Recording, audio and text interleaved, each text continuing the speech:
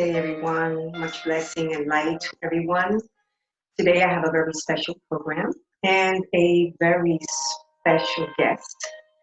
This program today has to do with the awakening journey.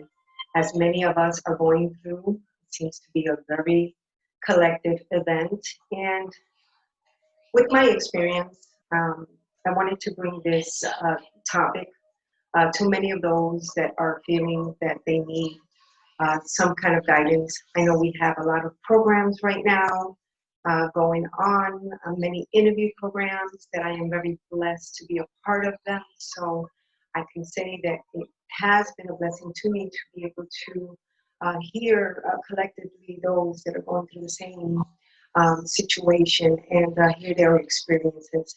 So the purpose of this program today is to also bring some light and other options also available to those that are in need of some type of help, guidance. And with us, we're going to have Dr. Laurie Maddox, who's a psychotherapist, and she's going to bring to us some other options and other forms of treatments that are available to you as you're going through this beautiful life-changing event. So if you resonate with this program, don't forget to subscribe. And on the bottom of the description button, there will be some information of value to you on how to reach Dr. Maddox. So again, thank you for being a part of this program. Lots of love and light to all of you. God bless. Good morning, everyone, and welcome to Evolving Concepts, Real Talk Heals. My name is Mariluz, and as I mentioned earlier in the week, today we're going to be talking about a very interesting subject. I want to say it's a very collective subject that I hear, and I can also say that it's a very personal experience. And I thought that we should bring this subject to the collective so that we can share some real material today as far as the awakening journey, which is a process. And within that process, I have learned that we go through some life events that are changing life events that have a great impact to us in different areas of our lives. And for that, I have a very, very special guest who's going to be with us, and she is with us, Dr. Laurie Maddox. Dr. Laurie Maddox, welcome so much this morning with us. Dr. Laurie Maddox is a psychotherapist. She's also a facilitator at Soul Quest Ayahuasca Church. She also has her private practice in Winter Park, Florida.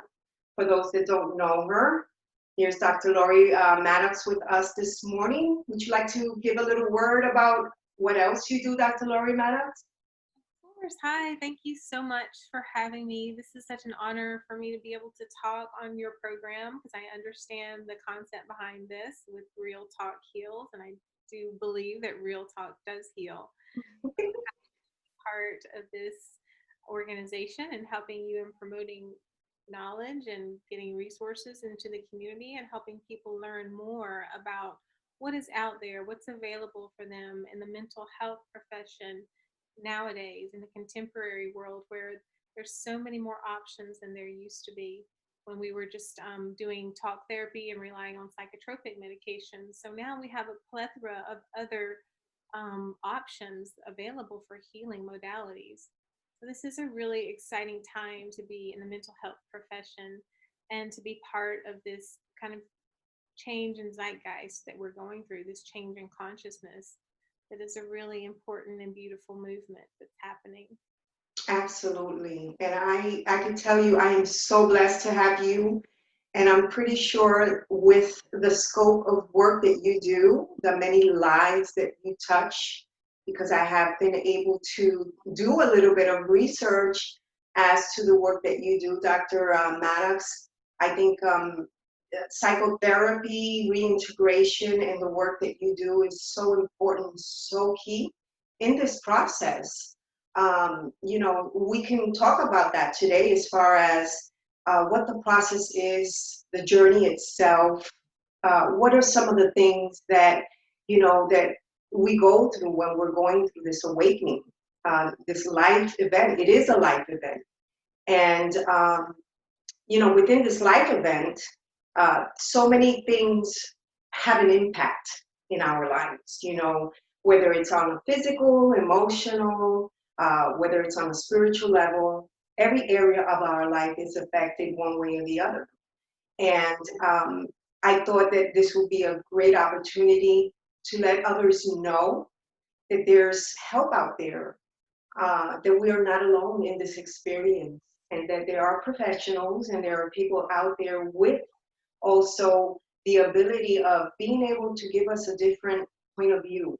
Because personally, when I've been going through my experience, there's a time frame where you feel like you're there, everything is changing, what do I do?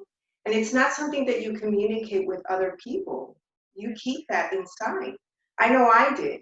I didn't really communicate with anyone through my experience. And there were moments where I wish I did have someone to speak to see what is it that I need to be doing? Is this right? Is this wrong? Am I thinking the right way? Right. So when going through this process and these life-changing events, sometimes we feel like we're alone or we're not sure where to go next. And I'm pretty sure that, going through your experience as a psychotherapist, you've pretty much been in touch with people that have come to you with these life-changing events. What would you say the awakening journey is all about? That's a, I think that when we talk about awakening, we're referring to spiritual awakening, or it's also been called spiritual emergence. And even some people describe it as spiritual crisis. And it's kind of when you reach a crossroads in where what you've believed up to this point is radically challenged by some other experience that you have, usually either when you encounter a psychoactive substance or a psychedelic or an entheogen, as it's also called, or it can even happen just in the course of normal daily life when people are going through hardship or challenges and their belief system or their paradigm, their thought system no longer holds sway for them, or they have spiritual emergence in just their everyday waking life. They do need to have a chance to integrate and to talk about what that was like and to start to put their world back together and make sense of their world in a new way, a more profound way, a more inclusive way with that new knowledge. So transcendence is really about otherness, encounters with other entities, other energies, visions, things that emerge out of the collective unconscious. Absolutely. I would say I can personally attest to that. There was a moment in my personal experience, and I've heard others, working in the field, where you encounter sudden changes, whether it would be, like you mentioned before, you don't have certain beliefs anymore in certain things that you did have a belief in. You start seeing things completely different. Even in taste, I personally experienced changes in the colors, even colors, things that are just maybe minor to me became something big, because here I am. I've always been fascinated with darker colors, and now it's all about lighter colors, about the yellows and the greens and the reds and just minor changes. But at the same time, as you're developing and you're going through your process and through your journey, you realize right when you're going right through it, right in the middle, all of a sudden you just feel like, wait a minute, I feel like I'm no longer that same person. Who am I?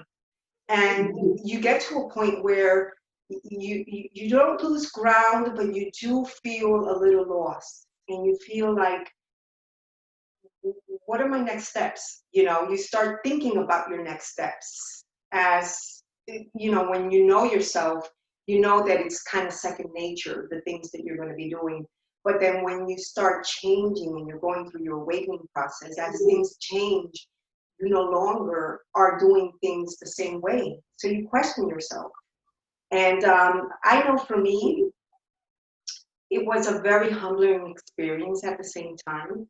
And there's certain areas that I would like to talk about, Dr. Maddox, that I think are very key um, when going through this emotional or this awakening process. The emotional aspects. What are some of the emotional aspects you have encountered in this journey from some people that maybe you had the opportunity to speak to?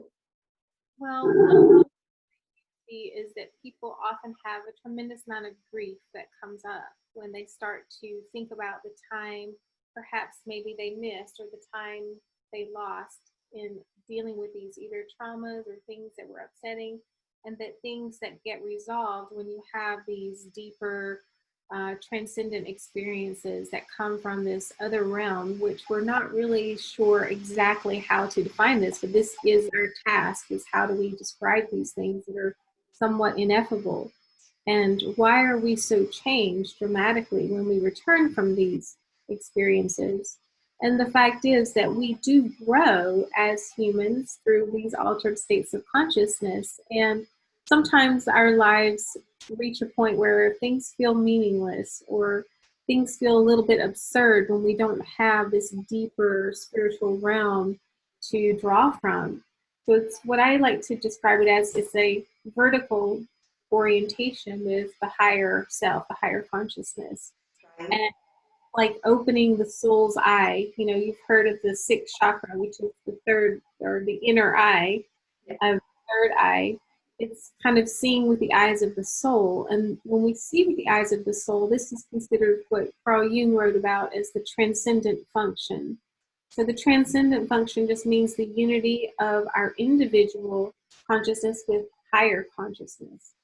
So we're having a conversation between our conscious mind and our unconscious mind. And so there's this whole reservoir of experience and the history of humanity that resides in this collective consciousness, or it's been also called collective unconscious. So people believe, and Jung is one of them, that all of our religions and myths come from encounters with this other realm, where there's gods and goddesses and deities and entities. And so basically that we've given the name for these other gods or goddesses or energies. We've called them archetypes. Yeah. And so, you know, that's where our religions come from. All of our world religions, if you think about it. And then us, the Greeks and the Romans had their religion, but we call it mythology now. Mm-hmm. But it's really just our attempt to give words or names to the formless realm. So these archetypes appear to us in a form as a representation of the formless. So that's kind of how we come to understand what these symbols mean, what these classic or thematic energies mean for us historically as a collective, and why there's common themes that run through all of our stories when we return from an experience with this other realm. So there's a lot to be learned, and there's no end to the depths of the psyche, so we can never have to worry about going so far that we've learned everything and all there is to know. But we are radically changed when we come back from an experience of this type of otherness or divine power. So that is one of the beautiful and healing aspects of working with psychedelics. But as I mentioned, there's people that are having these experiences spontaneously all over, and they're not induced by any kind of psychoactive substance at all. So there's also the question of, why is that happening? And what is the change in the current trend in that direction? That why are we all having these more deeper experiences, or we're resonating, we're seeking out these experiences, we're trying to induce them in natural and even in unnatural ways. And the process is not time framed. I know some people, I've had people ask me, is there a time frame, or should I be at a specific level of in my awakening. There isn't a time frame. There isn't a level. You are in your experience where you need to be. Um, I know that I've been going through my experience for years. When I look back now and I start realizing with the knowledge that I've acquired through my process, that my process didn't happen a year ago or 2 years ago. My process began quite a few years back. Right. And, this is something that happens gradually. There isn't a time frame where you have to feel rushed or that you're going to feel left behind or comparison with someone else, as far as the awakening or the spiritual levels. And I think that's beautiful because we don't have to have that pressure that we normally receive with other things in our lives. This is just a process, it is a journey, and it is what it is when it is. And I know for me, going through my own journey, there were moments of darkness. And, within that darkness, and I believe I mentioned this to you earlier in the week when we spoke, there was a moment where I really did feel that I was going to die. Not on a physical level, it was more spiritually. Yeah. It was more like I was mourning with pain and sadness of almost losing who I was or Yeah. who I knew to be.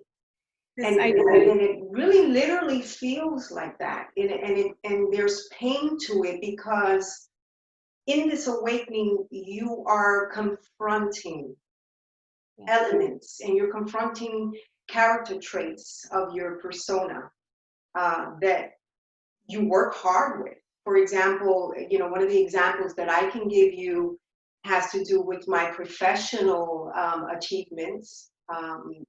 Having my real estate license for so many years and accomplishing my master's degree recently.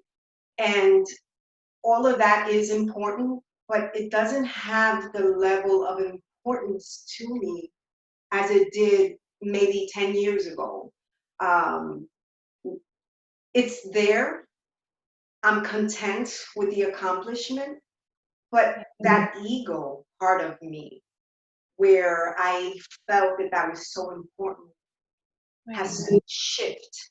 It changed, and it allows me now to be able to be whole as far as doing things that I really do enjoy.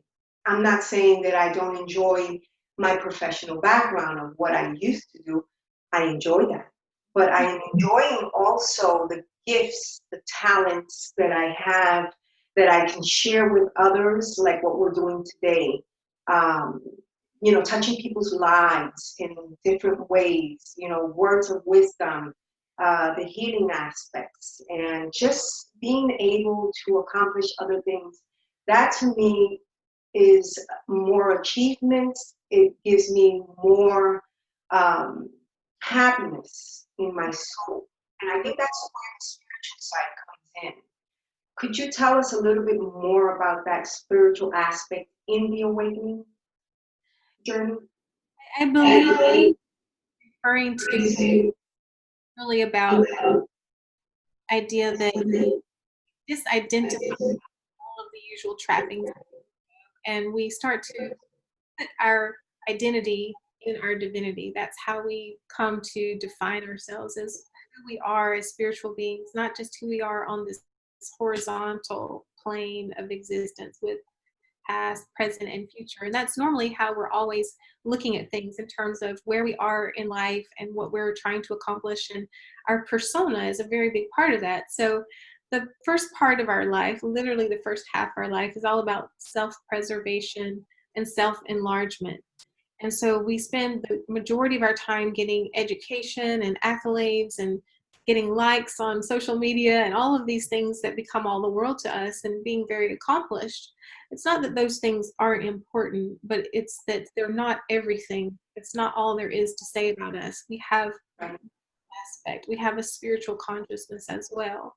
So when we start to run up against problems, when we start to hit a wall, we feel as though we're not inspired anymore. We don't feel excited about our choices or the path that we find ourselves walking down. Those are the cute clues, the little hints that are being given to us by the universe to say, hey, there's something more. There's something more defines your life, and to participate in that consciousness is to experience that and to have the fullness of that experience. So we really literally become whole. It's like we unify these two sides of ourselves, these two dual aspects of who we are. So, that's the other part that you mentioned. It's like sometimes the ego slips in and wants to decorate itself with even our spiritual affiliations and what we're doing or how we think we're growing. Which made a very important point, that when you arrive on the path, what we call the bodhisattva path, that you don't judge or question where you are. You say, I'm here, and this is amazing that I arrived at this point. And it's not about comparing, it's not about beating anyone else. In fact, in the Buddhist line of thinking, that the bodhisattva gives the vow not to arrive at enlightenment before anyone else has also arrived, or before everyone else has also arrived at enlightenment. So that's a really important aspect of the Buddhist philosophy, is that you help others reach enlightenment first. So this spirit of generosity and the spirit of enlightenment is about compassion for others and exchanging self for others. So that's one reason I think the Buddhist theory and the Buddhist texts are so helpful for people who are going through this spiritual crisis and needing a framework for what do I do next? How do I proceed?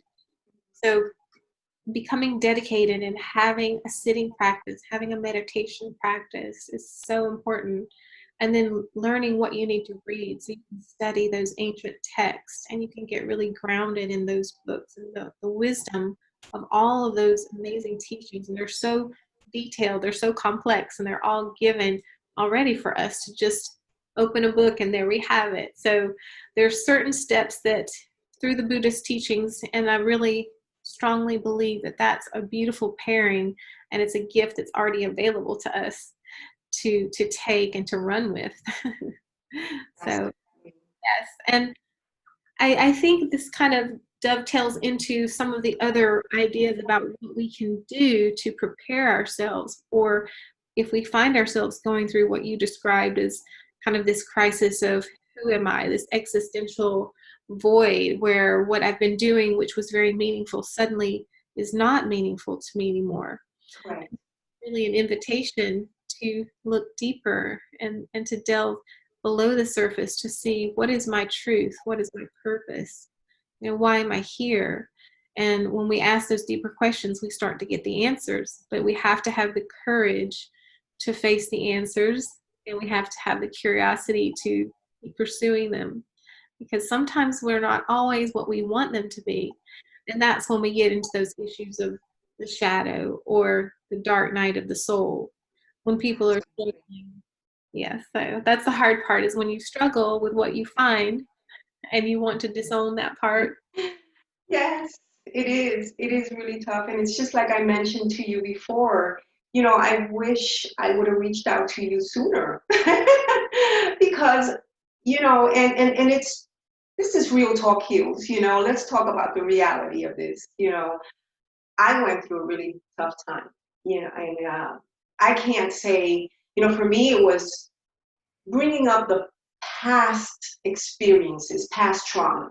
I had to deal with the realization of my triggering points and why I reacted certain ways, or why my character was a certain way. And I never thought about these things. Before my awakening, I would never think about or analyze myself as I analyze myself now.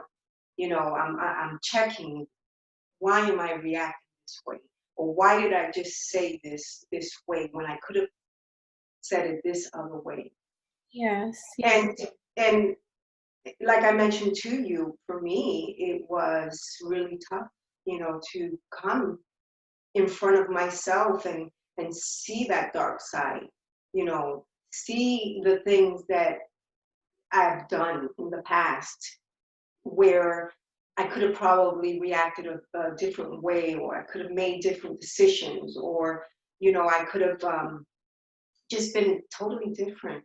And the beautiful part of this is that when this happens, that you do confront your dark, or the dark night of the soul, which is so important to go through. There comes a moment that even though you feel like you're dying, or I would say you really feel like you really want to die, like I mentioned to you the other day, I felt like I really did not want to see that part, because it does become painful, because you begin to take responsibility for your own actions, for your words, for everything that you do, for your own decisions.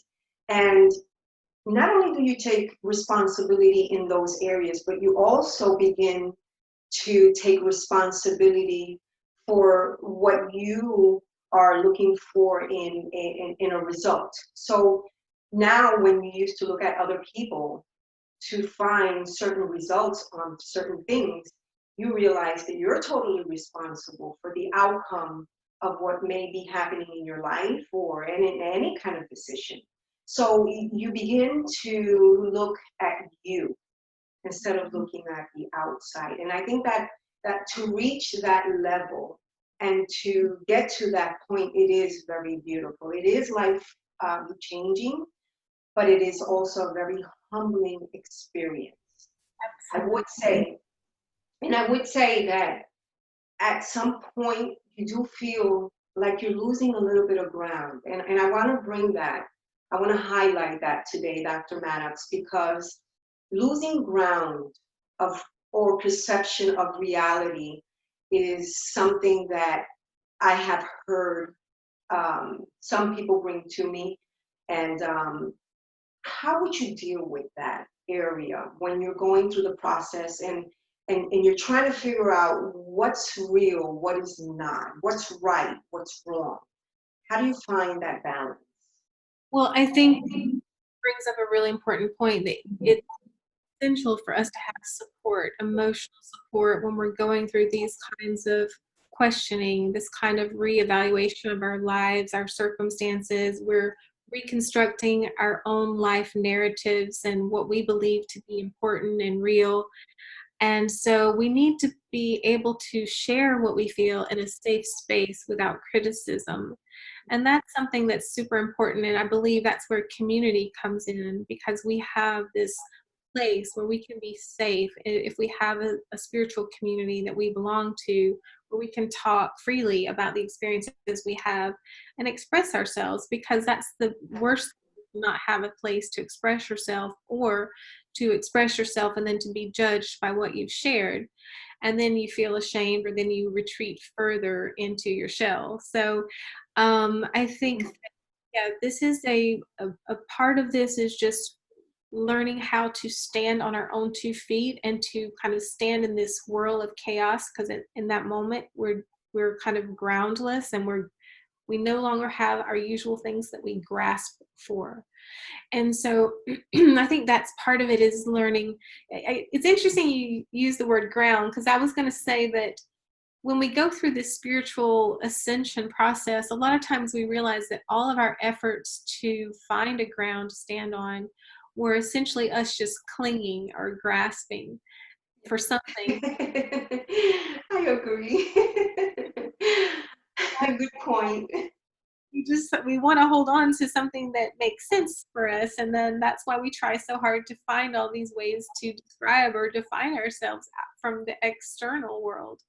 But then as we realize that really and truly there's no way to have more security, that actually this kind of freedom comes from inner spaciousness. It comes from the fact that we can feel safe without having to have anything that's going to protect us. We're safe just because we exist, and because we can express our love, and we can feel love, and we can share love. So then this grasping for material things, or finding a way to justify our existence in the world, this stops. We no longer have to do that anymore. And when we're no longer using the world to decorate our ego, we find there's suddenly a lot less to do. Absolutely. Yes, it's almost like, and I'm pretty sure you probably agree with me, but it's almost like learning to live again in every aspect. Of course, if you allow the experience, if you don't fight against it. I know I found myself, and I'm glad you brought a very important point about judgment. I could tell you that there was a point where I felt when I was going through the dark night of the soul, where I was very critical about the things that I was coming into realization about myself. And I really didn't like it. And I've always been, like I mentioned before, I've always been my own competitor. So I don't compete with the exterior world, but with that same level, I'm always a good critic with myself. And to find myself in a situation like that was very humbling. Yes. And again, I bring, it was painful. It brought sadness, and it felt as if I was dying. But I was critical at some point. I did, not that it was self-judgment, but I didn't know what the dark night of the soul was. I didn't Right. know the concepts. I didn't know what it was. And so I really didn't know what I was going through. So I'm glad that you brought that up about not being so judgmental and giving yourself, that self-love and that opportunity. When it comes to the emotional aspects, the things that we feel when going through the dark night of the soul, Dr. Maddox, what do we do with these emotions? How should we deal with them? Yeah. What you just described is a very difficult time because you're first becoming honest with yourself. And we all go through this process where you sit with yourself and you start to really take an honest look at everything that's happening in your world and in your life. And you've probably heard the term radical acceptance. And this is where that comes in, is that when you're sitting with yourself and then you see your intentions or you see some of your motivations for the first time crystal clear, those are difficult moments because we're learning about a part of ourselves we'd rather not see or we'd rather look away from. But those moments are the very growth opportunities to see, okay, these are the things I still need to work on. It's not a bad thing. It's an opportunity for me to move into a different direction and for me to expand my consciousness into these areas.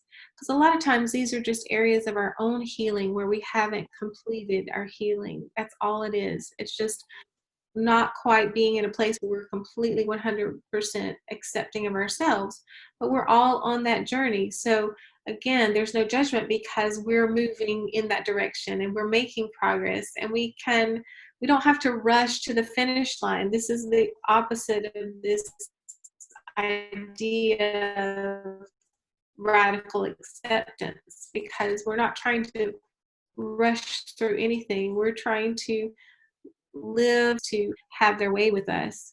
And so there are things that we can do when we're without ground or we feel groundless. And many of these things are the logical things we talk about, but having a community, having a practice, a sitting practice of meditation, doing things that are expressive. For example, I like to play the piano, so that's something that's really brought a lot of comfort for me in going through my processes. And it really is a nice counterbalance to a lot of the work that I do. So it's more spontaneous expression. But there's other things like we had talked about, you and I on our call previously, about rapé, and there's ketamine. Of course, there's yoga. A yogic practice is a beautiful way to ground and stay centered in your body. And of course, there are ayahuasca churches where you can have a safe journey in a ceremonial setting, which is probably the most beautiful way to have any kind of psychedelic experience, Absolutely. is in a ceremony being set for your growth. Absolutely. I want to say this, in this process,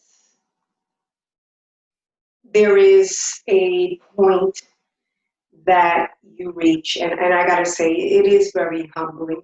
It is a very humbling experience. It's breaking down that ego. Um, it's breaking down those things that you thought belief values, just like you mentioned in the beginning. You know, breaking down those things that you believe in that are no longer going to be a part of. And I think that what worked for me the most was to give me the opportunity. And within all of this experience, Dr. Maddox, I've learned to love myself, to love myself more.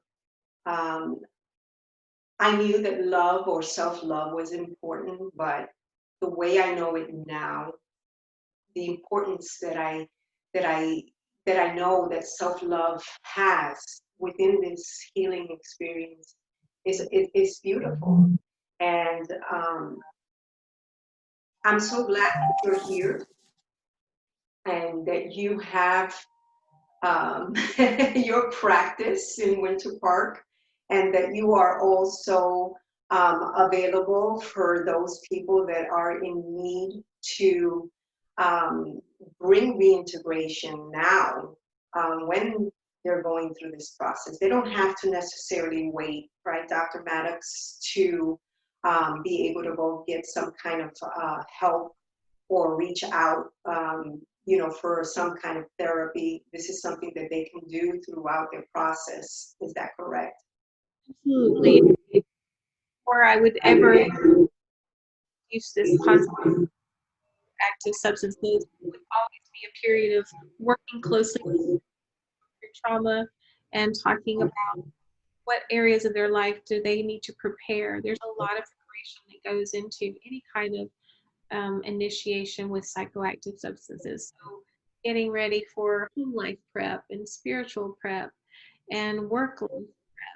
And so doing the psychological healing that you need to do if there's any traumas, that really helps to clear the way and to be more sensitive to any kind of experience that you have, any kind of spiritual ascension experience. So there's quite a few types of medicines that you can do, and one is rapé. It's a sacred stuff that people use to kind of help peel the layers of the onion and to get to their core and to try to kind of break down or break through those walls before going into a psychedelic setting or ceremonial setting. So breath work is another one of those things that's amazing for people. And as we mentioned, cacao is another one that's a sacred plant. So any of these sacred plants that are able to be accessed legally, or if you travel and you go abroad for ecotourism, there's other safe and legal ways you can access those substances in other countries as well. Absolutely. And I know yourself, Dr. Maddox, you have your practice also in Winter Park. What are some of the therapies that you do in your practice? Well, one of the things I do is I provide psychedelic integration therapy. So I offer that for people individually and also in groups. We do some Zoom calls, and also I do integration groups at Soul Quest on the weekends.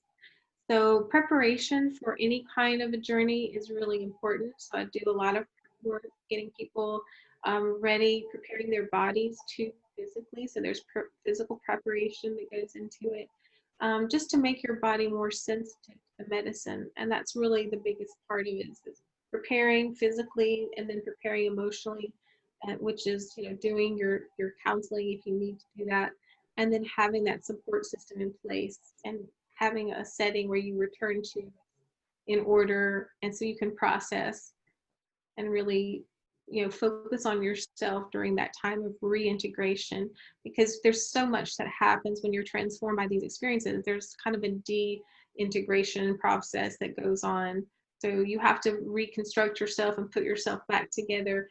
And of course, that's the beauty of it, is that you're Absolutely.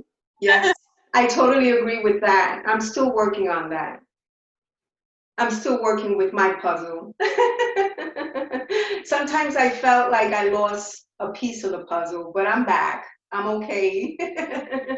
I know I've had some people call me, you're okay? I'm doing fine.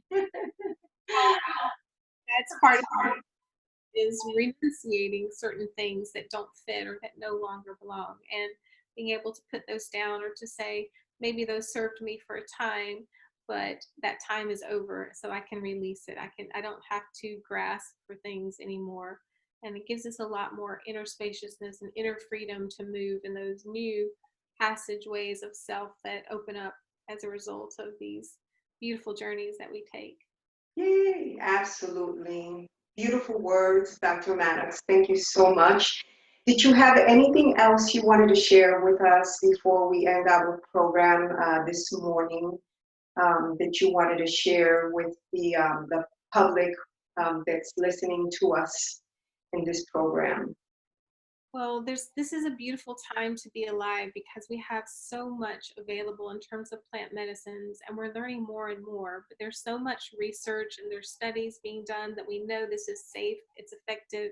The laws are changing, so we're seeing in many, many states these substances are being taken off Schedule 1 drug lists, and they're slowly knocking down these laws that prohibited people from gaining access to them. So we do feel that these are our birthright. And one of the organizations that I founded in Orlando is called the Orlando Psychedelic Society.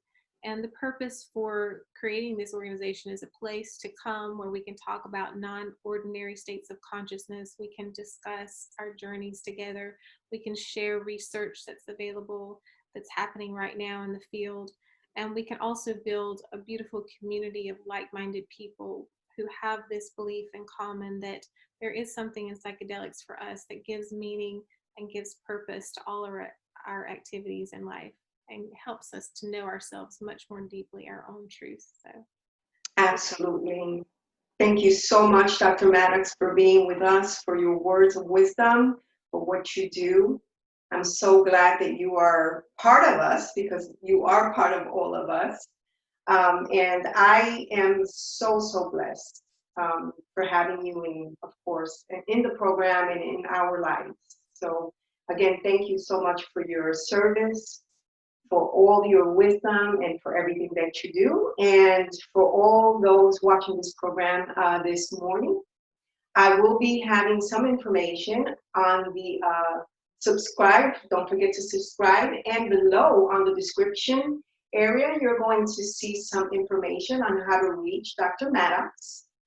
If you are finding yourself in a situation where you feel that you would like to have more support and psychotherapy, reintegration, working with the dark night of the soul, your ascension process, I am going to be leaving some information so that you can get in contact, direct contact with Dr. Maddox. I will be bringing some more information on our next program. God bless everyone. Much love and light. Thank you, Dr. Maddox. Everyone have a blessed day. Bye-bye.